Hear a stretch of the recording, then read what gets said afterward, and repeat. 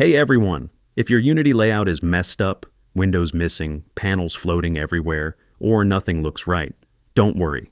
In this quick tutorial, I'll show you how to reset the Unity UI back to its default layout in just a few clicks. First, open the Unity editor. Look at the top right corner of the editor. You'll see a drop-down that shows your current layout, like default, tall, or wide.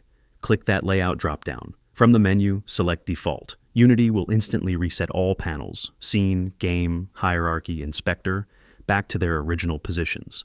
If things still look strange, click the layout drop-down again and choose reset all layouts. This completely restores the original Unity window layout.